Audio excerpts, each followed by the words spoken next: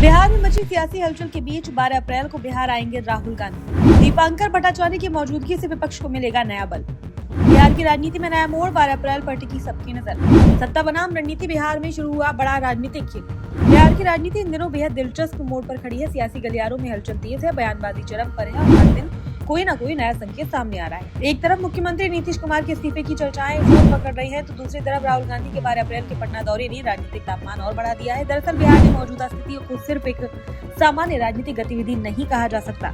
ये एक ऐसा दौर है जहां सत्ता और विपक्ष दोनों ही अपने अपने तरीके से रणनीति को धार देने में जुटे हैं। खासकर तब जब नीतीश कुमार के राज्यसभा जाने की खबरें सामने आई हों और उन्होंने एमएलसी पद से इस्तीफा भी दे दिया है, तो सवाल और गहरा हो गया है कि क्या वह जल्द ही मुख्यमंत्री पद भी छोड़ देंगे। अगर ऐसा होता है तो बिहार में नेतृत्व परिवर्तन लगभग तय माना जा रहा है। एनडीए के भीतर नए मुख्यमंत्री के नाम को लेकर मंथन जारी है। वहीं विपक्ष इस पूरे मुद्दे को लेकर लगातार हमलावर है और इसे जनता के बीच एक बड़े राजनीतिक बदलाव के संकेत के रूप में पेश कर रहा है। इसी बीच 12 अप्रैल का दिन बिहार की राजनीति के लिए बेहद अहम माना जा रहा है, जहां वे पान महासम्मेलन का उद्घाटन करेंगे। कार्यक्रम राजधानी पटना के बापू सभागार में आयोजित किया जाएगा और इसमें बड़ी संख्या में लोगों के जुटने की संभावना है। इस कार्यक्रम की खास बात सिर्फ इसका आयोजन नहीं है, बल्कि इसमें शामिल होने वाले बड़े राजनीतिक चेहरे हैं। जानकारी के मुताबिक नेता प्रतिपक्ष तेजस्वी यादव भी इस कार्यक्रम में मुख्य अतिथि के रूप में मौजूद रहेंगे। इसके अलावा भाकपा माले के प्रमुख दीपांकर भट्टाचार्य की भी मौजूदगी तय मानी जा रही है।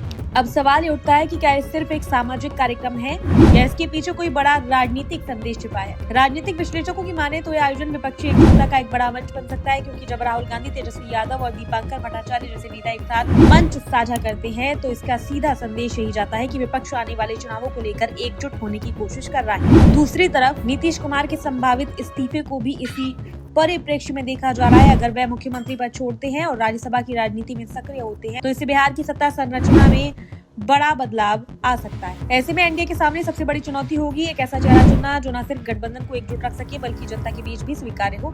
वहीं विपक्ष इस पूरे घटनाक्रम को अपने पक्ष में भुनाने की कोशिश में लगा है। खासकर तेजस्वी यादव लगातार सरकार पर निशाना साध रहे हैं और इसे नेतृत्व संकट के रूप में पेश कर रहे हैं। उनका कहना है कि बिहार को स्थिर और मजबूत नेतृत्व की जरूरत है जो जनता के मुद्दों पर काम करे। अब अगर हम पान महासम्मेलन की बात करें तो आयोजकों का कहना है कि ये कार्यक्रम पान व्यवसाय से जुड़े लोगों की समस्याओं को उठाने के लिए आयोजित किया जा रहा है, लेकिन जिस तरह से इसमें बड़े बड़े राजनीतिक चेहरे शामिल हो रहे हैं उससे ये साफ हो जाता है कि ये सिर्फ एक सामाजिक आयोजन नहीं है बल्कि एक कार्यक्रम राजनीतिक दृष्टि से भी बेहद महत्वपूर्ण है, क्योंकि इसके जरिए विपक्ष एक बड़ा संदेश देने की कोशिश करेगा। खासकर ग्रामीण और छोटे व्यवसाय से जुड़े लोगों को अपने साथ जोड़ने की रणनीति इसमें साफ नजर आती है। बिहार की राजनीति में पहले भी ऐसे कई मौके आए हैं जब सामाजिक कार्यक्रमों के जरिए बड़े राजनीतिक संदेश दिए गए हैं। ऐसे में 12 अप्रैल का आयोजन भी उसी कड़ी का एक अहम हिस्सा माना जा रहा है। फिलहाल पूरे राज्य की नजर इसी दिन पर टिकी है, क्योंकि ये दिन तय कर सकता है कि बिहार की राजनीति किस दिशा में आगे बढ़ेगी। क्या नीतीश कुमार वाकई मुख्यमंत्री पद छोड़ेंगे, क्या एनडीए नया चेहरा सामने लाएगा और क्या विपक्ष एकजुट होकर सत्ता को चुनौती देने में सफल होगा।